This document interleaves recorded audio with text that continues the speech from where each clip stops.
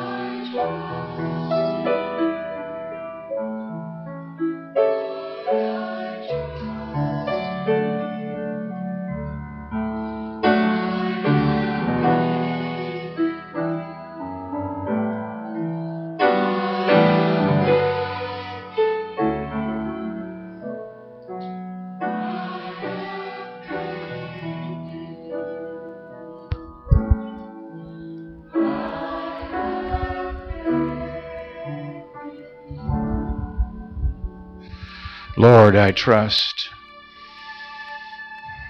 I believe.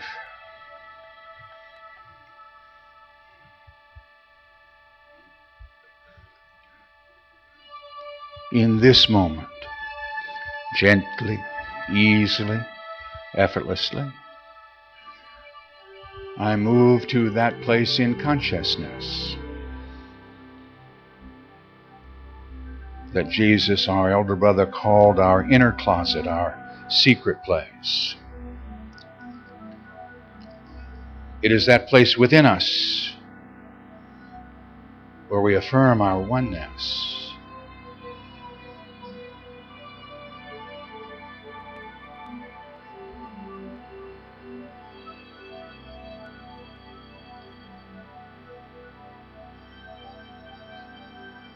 As we have stilled our bodies, we gently and easily still our minds. We allow all those thoughts and feelings of what I should have done to gently drift away.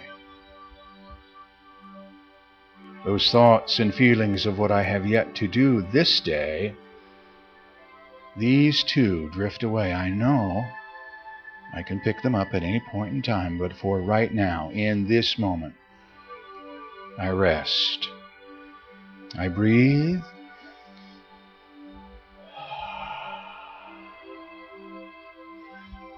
I breathe in love.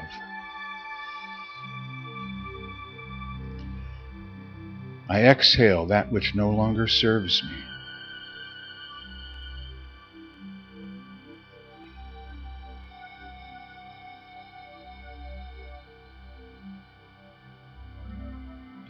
With each breath I take,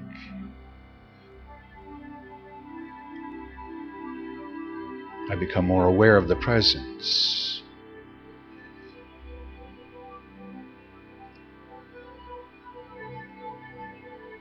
Here in the stillness and the silence,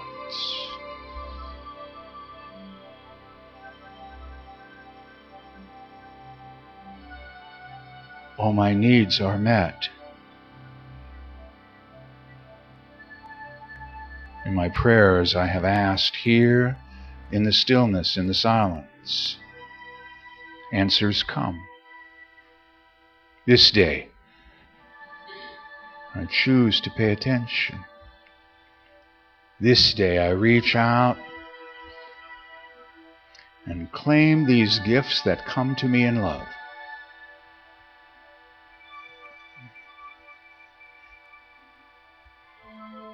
I immerse myself in them.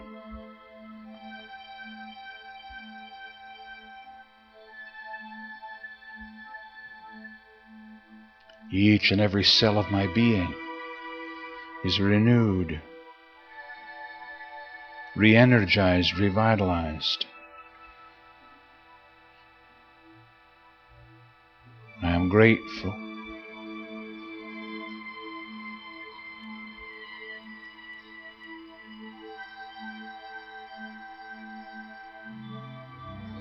Here in the stillness and the silence,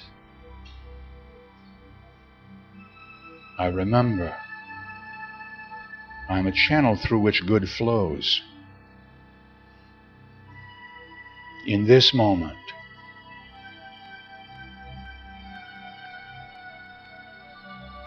these thoughts and feelings that have come to me, wrapped in love, flow through me, from me, into this place, into this room.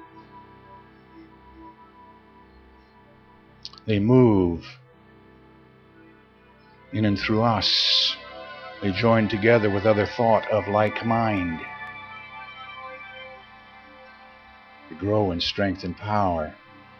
They touch each and every one of us. We are lifted up.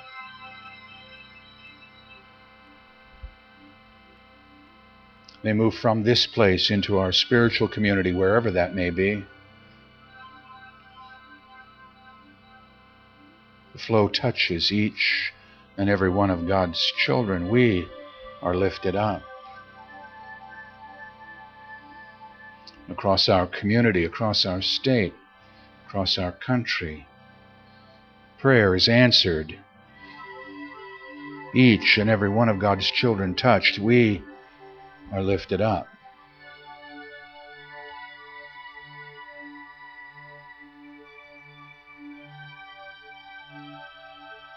The flow continues around our world, across our universe. Each and every one of God's children touched, we are lifted up.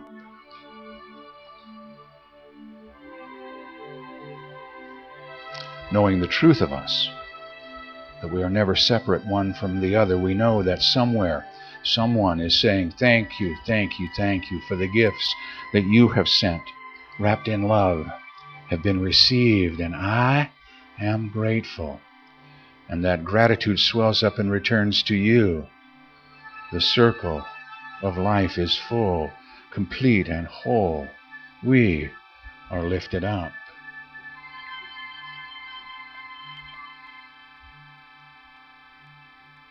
As I breathe, with each breath I take, I allow this flow to continue. I live in it for one holy moment.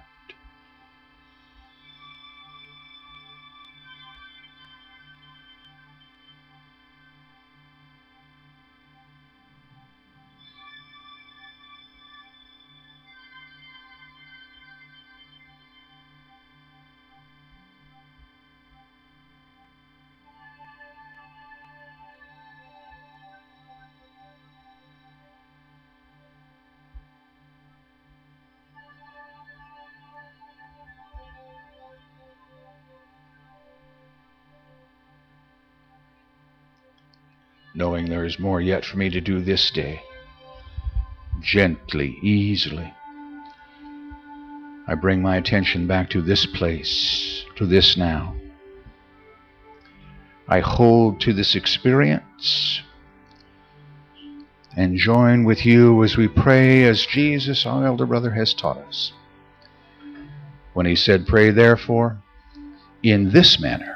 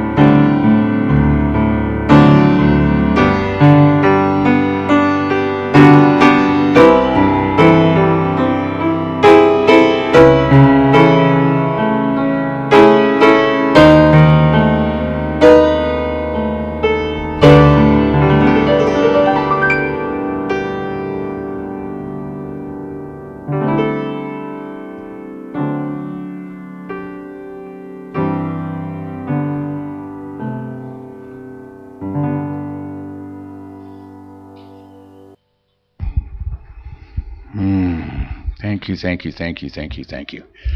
And in case I wasn't saying that out loud, thank you. A little over 2 years ago, a young man called me and said, I think this would be a good fit for you. I went, really? What would that be? And he said, would you be interested in, and I love the languaging, discovering some significant differences between what you have been taught and what Jesus really said. I went, oh, I've got to have this happen. And so I invited Dale to come be with us. And I cannot think of a more profound thing that we have done than that. And when he had the opportunity to come back and be in the area, I said, of course. And how soon can you be here? And rather than me try and tell you about Dale, I want you to experience Dale. Please welcome Dale Allen Hoffman.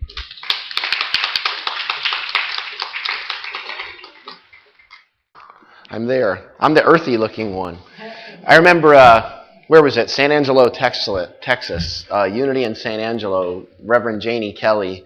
And I was talking about earthiness and how I live in Asheville, North Carolina. And this is normal sort of garb there. And I was talking about earthiness and how it's interesting to go like sort of in a health food store or coffee shop there. And some people you can smell them without actually looking, without actually seeing them. And there's positives and some drawbacks to that, depending on what the smell is. But I remember her saying very clearly over a plate of salad, saying, well, I think there's a pretty clear line between earthy and unkempt. So I think that was a compliment to me, but I'm not sure. She didn't really clarify it. But what I'm going to do is we're going to begin, since we just did a meditation, I'm going to do a little bit more of something like that. Okay, I'm going to ask you to close your eyes. What I want you to do is to simply be aware that your body is breathing. What I mean by that is you don't need to put it into your breath into a specific pattern or shape or rhythm or anything like that. I want you to take a step back in your awareness as much as you're able to and be aware that your body is breathing. Just recognize that. I'm going to ask you one question. Are you breathing or are you being breathed? I just want you to sit here and I'm going to make some tones for you, some sounds. This sound that I'm going to make, I'm going to do it actually once alone and then I'm going to have you do it with me 3 times, okay? It's the first sound in the more Eastern dialects of the Aramaic prayer of Yeshua, what we call the Lord's Prayer, what we just went through. And that sound is the one translated as Our Father. In the Western dialects, it's more like Abun, or in some cases Abunach, but in this case, it's Awun, Awun. Say that, A-W-O-O-N. Say that word one time. Awun. It's got a feel to it. It's kind of swooning. So I'm going to tone this word once, and you'll find out what toning is when I do it. But I want you to let go trying to be in any perfect key or harmony or anything with me. I want you to take your focus as much as possible off of the sound that's coming out of your mouth that might feel counterintuitive at first, and put your focal point on where you're bringing that sound from. If you focus in all areas of your life on where you are living from, everything in your life takes care of itself. It's the way the system works, and it doesn't go in reverse, okay? Changing the stuff out there is just starting new recreations inside of yourself that shifts around everything that's out there, and you recreate whatever it is you're trying to shift. So I want you to put your focus on where you're bringing it from. I'll do it once, and then I'll ask that you do it 3 times with me.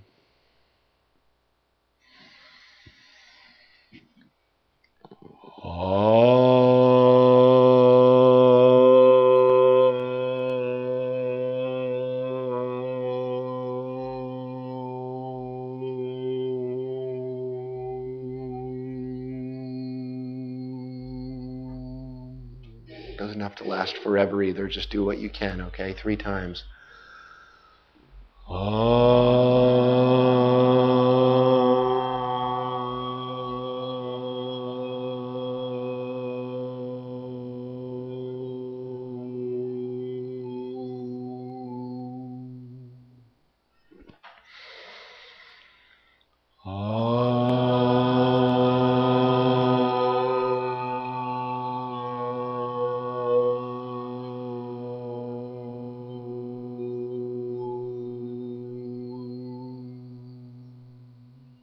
Now really let this one ring out with everything you have, okay?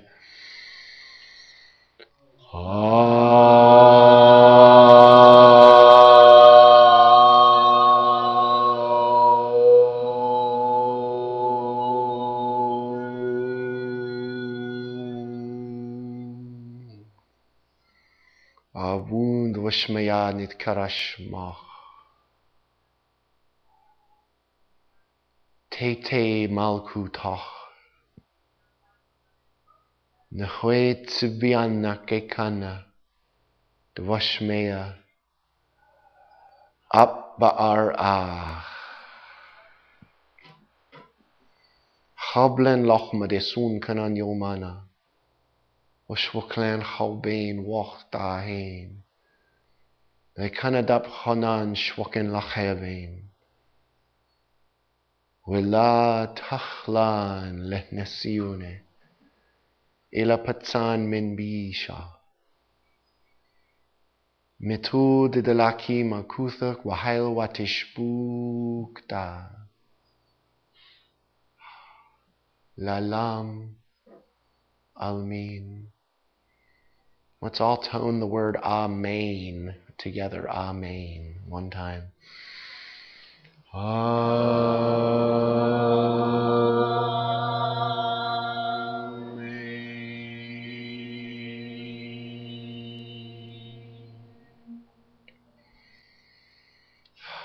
You can open your eyes. Bring your awareness back to the room. Try not to fall over and wobble. How's everybody feeling right now? Buzzing? I always like to begin by saying this. How you're feeling right now is more important than anything I can say to you over the next 20 minutes or so, or at all today or tomorrow. It's more important than any of it. Information will never get you to where you're trying to get to because you're already there, but you just need to lift the veil. You need to be able to wake up and open your eyes to what's already there. In the words of St. Francis of Assisi, he said, "What you are looking for is what is looking." In other words, that which you seek is that consciousness that's seeking through you. When you start looking out there for light and love and presence and consciousness and awakening, you actually stop its presence in your life because it is what you are. It's who you are. Underneath all the bushel baskets, if I gave you a light, would you hide that light below a bushel basket? That word bushel in Aramaic is sata. Sata is the root of the word satana. Does that word sound familiar? Which was not a person, not a being that runs around going, boo! Sorry. Satana, he gave us the definition, and it's even right there in the King James. It means a being divided against itself, the good you and the bad you, the healed, holy you and the broken you. Whatever that dichotomy is, the difference between the two of those is going to create tension and suffering in your life. And Yeshua said certain things like, that in which you judge another, you are guilty of practicing. And then he called him a, what? Not a heretic. Although, let's stop on that one for a second. I get called a heretic sometimes. Does anybody know what heretic means? It's a Greek word, and the word is hereses, and it means choice. It was redefined right around the 4th and 5th centuries. Its original ancient meaning is one who makes a choice. I should get cards printed up, card-carrying heretic or something. I said I would never create a religion or anything, but maybe I can do that. That would be funny. But called him a hypocrite. Very close. What does hypocrite mean? Says one thing, does another. Anything else? What? Yeah. I hear talking out of two sides of the mouth. But it always has a variation on what? Two. This and that. When Yeshua says, do not doubt, what does doubt mean? Question. That word doubt in Aramaic means divide. If you're trying to create something and there's you and that which you want to create, the message you send out, the vibration is, I don't have that. And that's what you create, is not having that. You only create what's obvious in your consciousness. And when he says do not divide, he means to be one with that. Put your focus on where it's coming from. What's out there takes care of itself. And when he talked in Matthew 21, verse 22 about anything you ask in prayer, believing you will receive, first of all, he doesn't say anything or everything you ask in Aramaic. He says the entire thing. Now, there's a difference between every little teeny tiny thing that you try to create and the entire essence of whatever it is that you're sending out. And when he says, in the end, you will receive, that word will receive also means hypocrite. Which means that the thing that you receive is not the real thing. That's just a projection of it. The real thing is here in your consciousness, and that's simply the screen. That's just the movie screen. Now, that word hypocrite's got another meaning. Not necessarily another meaning, but it has other words that are it. Now, that's a different word for hypocrite there in Matthew 21, verse 22. The word here, when he said that in which you judge another, the word is ape. Interestingly, the letter pe in Hebrew and Aramaic, each letter has a meaning, an actual archetypal mystical meaning. And the letter pe means from the mouth. Think hypocrite. Interesting, too, you can actually form it with all of the Aramaic and Hebrew letters are formable by hand signals around the face and the body. And it also says that the ancient Hebrew letters were formed from the flame. And you can take a flame and look at it in various directions and form the entire Hebrew alphabet, ancient Hebrew. Now, that word ape, translated as hypocrite here, it also shows up in Matthew 27:51, where it says, the veil of the temple was rent in twain from top to bottom. What's the temple? Yeah. Here.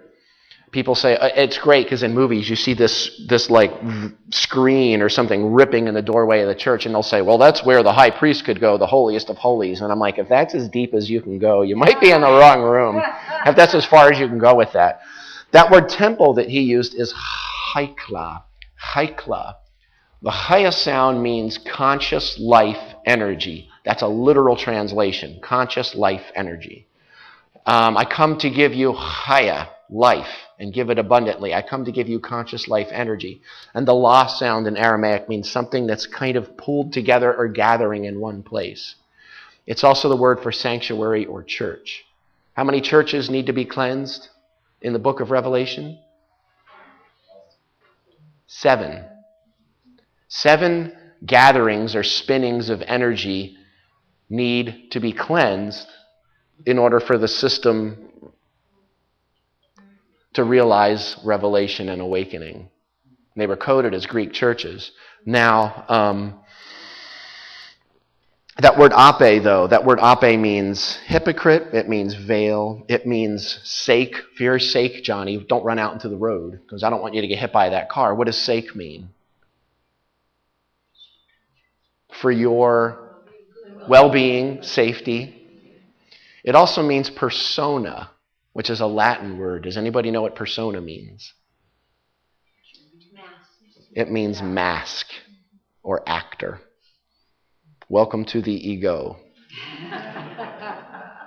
Eckhart Tolle calls it the pain body, and rightly so. When he called them a hypocrite, it wasn't him judging them. It was him saying, that's not your true self that judges them. That's your mask. That's your ego, your pain body, your veil. You see what I'm saying? So I want to give you a few insights to kind of expand on that in terms of what's going on right now in the world. The first of that is this. Is anybody actually noticing anything out there in the world? Any changes, any differences in the last couple of years? Feeling anything? It's funny because a couple of years ago, even the people that came up to me and said, oh, that's all bunk. I'll say bunk. That's not the word they would usually use. But see, Rob says I don't have to censor myself, but I think there's some sort of a line that I probably shouldn't go over. Even those people are coming to me saying, all right, something's going on. And people become obsessive about the end times. Everything's about the end, what happens in the end. And I'm going to talk more about that a little bit in a couple of minutes to sort of bring it together. But I want to read you something here. I'm going to reframe some things from that ancient Aramaic cultural perspective. And my intent here is not to be sweetness and light. My intent here is not to go there. My intent here is to take your box of golden cows and dump that out all over the floor and kick it around, okay? It's not here to be a sweet light so much as I'm here to just be wide open and clear, okay? He who sees me, he sees him who sent me. I'm reading this from Aramaic, so it might sound a little disjointed in the way it comes out. I have come as the light into this world, that all who be and live within me might not remain in darkness. And he who hears my words yet does not keep them, I do not judge him. For I have not come to judge the world, but to give chaya, conscious life, energy to the world. He who rejects me and does not receive my words, there is something that judges him. That word judge in Aramaic means rectify. Does anybody know what rectify means? It means to return something to its original state. Not judge as in, whoa. The word that I have spoken, it will judge him on the last day. And then it goes on and says, for I have not spoken from the breath of my own life, but from the source who sent me. Now, I want to do a little bit with those words, the last day. The word day in Aramaic, there's not really a word that means just day in Aramaic. Give us this day our daily bread. That word, yomana, mana, what fell from heaven?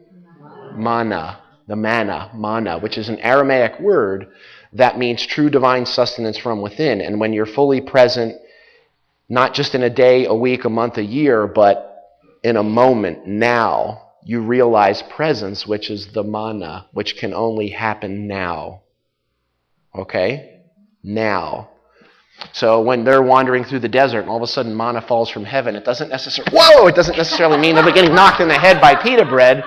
It means that they connected into the true realization of life itself by no longer resisting what's happening, letting go of the suffering, removing the root of their own suffering, and stepping fully into the present moment. And when you do that, that's when it comes through, manna, or lachma, the bread.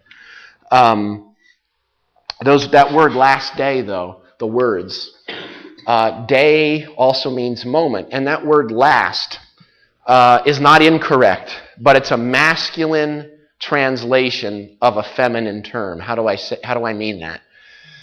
In terms of masculine and feminine, I talk about this a lot. And I don't want to spend a lot of time on it right now, but my perception of this book is feminine. The book itself is masculine. Okay? It's just a Bible, but it really doesn't even matter. My perception of the book is feminine. I can't show you my feminine perception. Okay? I can't show you. It's an attitude, an experience. You could say it's spiritual. It's a perception. The actual book itself is manifest. It's masculine. Manifest is a Latin word that means obvious. It does not mean bring into being. Okay? My perception of the words, here it says in the beginning of the Gospel of John. Let's go to John. The beginning. It says, Berashit etowi hua milta, wahau milta etowi hua loet alaha, walaha etowi hua hau milta. In the beginning was the what? The Word. The word is milta. The ta genders that feminine in language.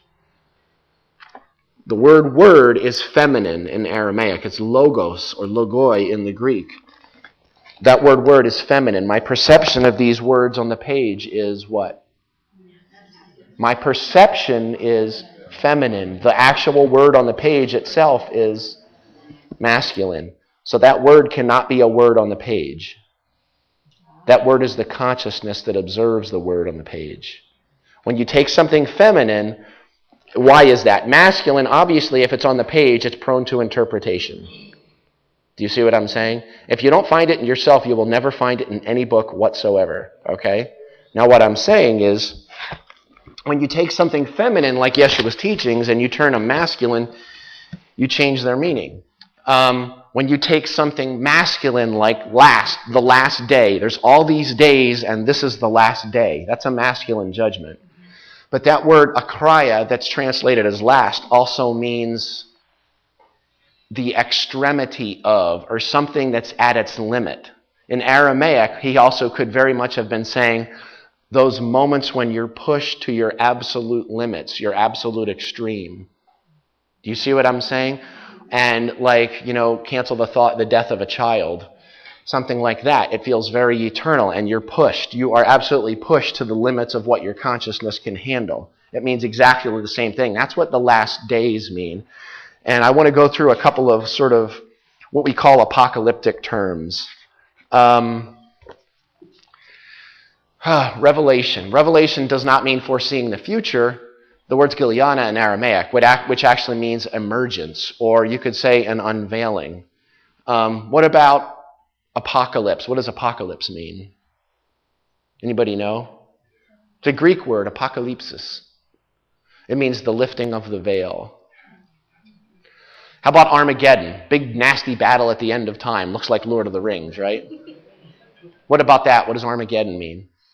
That word's apokalypsis eschaton in Greek, which means the lifting of the veil at the end of time. Now that's a masculine translation. Not just the end of time, but the moments when you're pushed to the limit. Now also this, speaking of the end of time, Yeshua said in Matthew 28:20, I am with you always, even unto the end of time, or the world, or the age.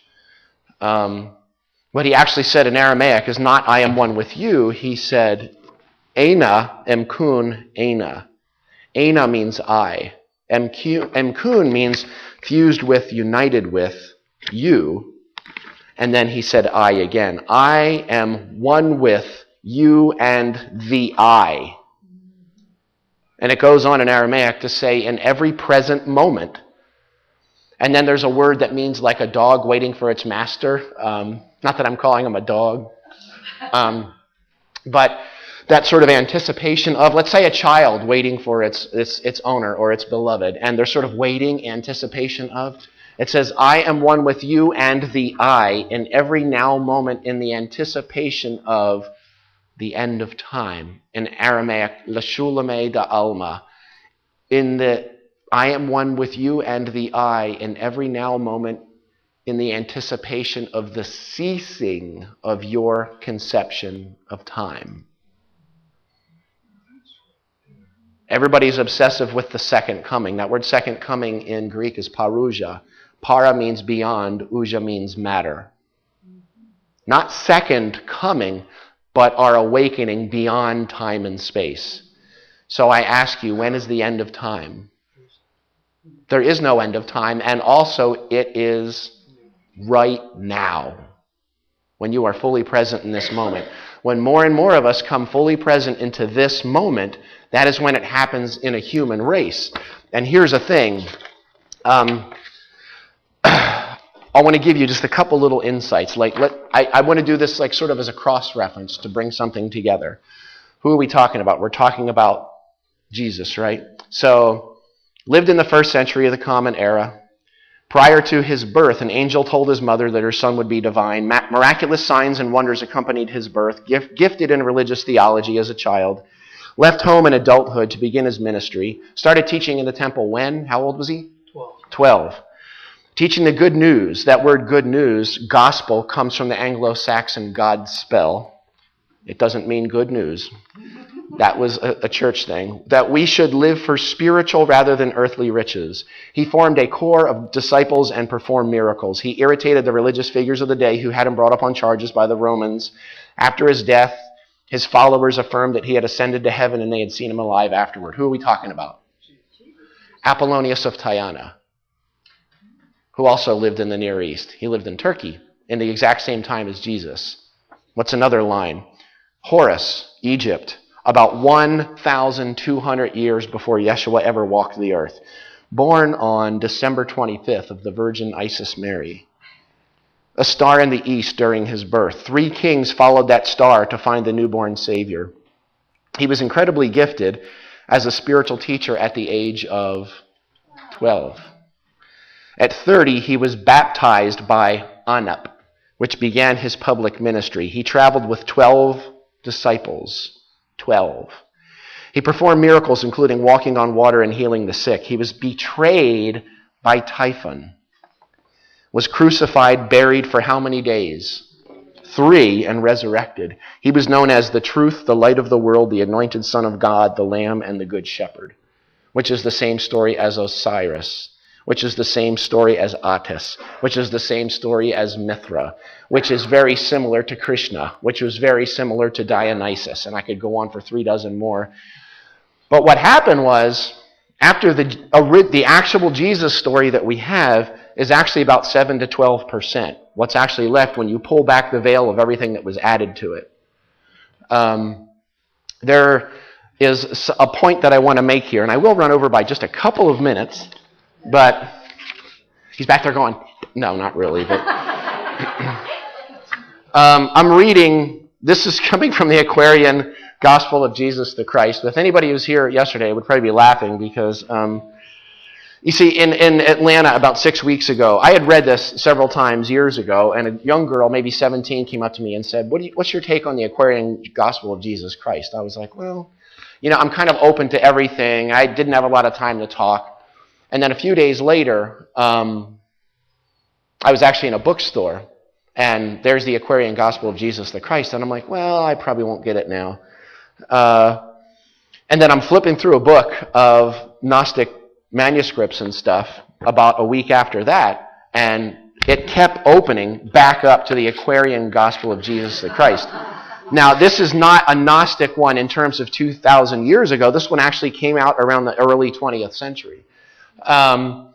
So I didn't get the point. So I'm in Reno a few days ago in Nevada to speak at the Center for Spiritual Living, and I'm at my friend Alex's place, and there's one book in the room that I'm in that's on the bookshelf, and what is it? The Aquarian Gospel of Jesus the Christ.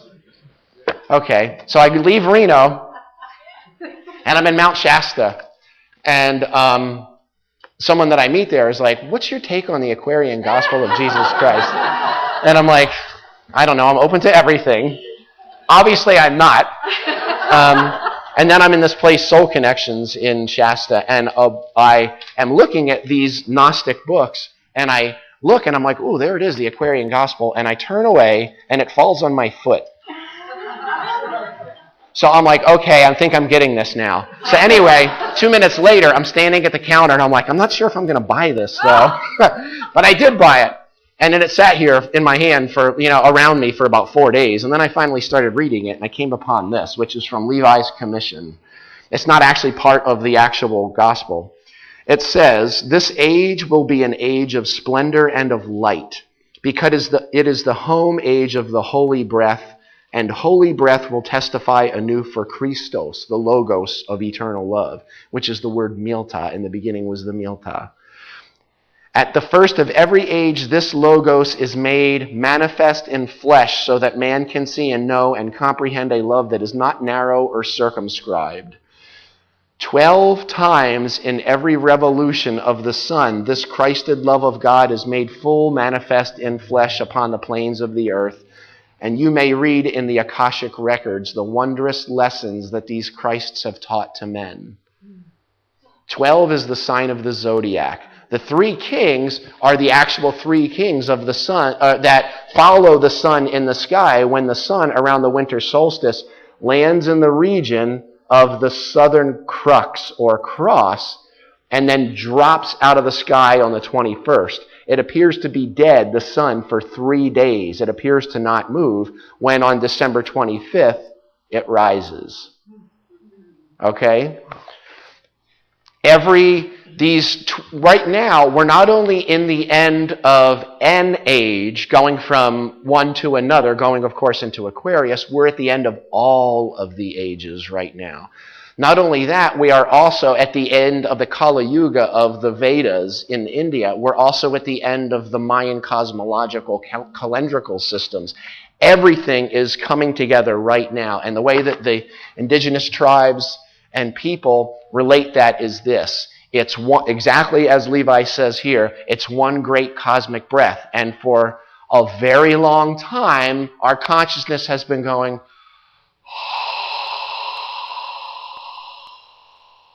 masculine out-breath. But what's happening right now is not only are we nearing the center of the Milky Way galaxy astronomically, but as we get to that, what's called the still point or the center point of everything that's ever been created that we know of, it's happening spiritually, and it's coming out in the religion, it's coming out in all of the archetypal philosophies, and we're at the still point between two breaths. What happens at the end of a breath? Out of your mouth, I want you to breathe out and push it as far as you can and tell me what happens at the end. What happens at the end before the stillness?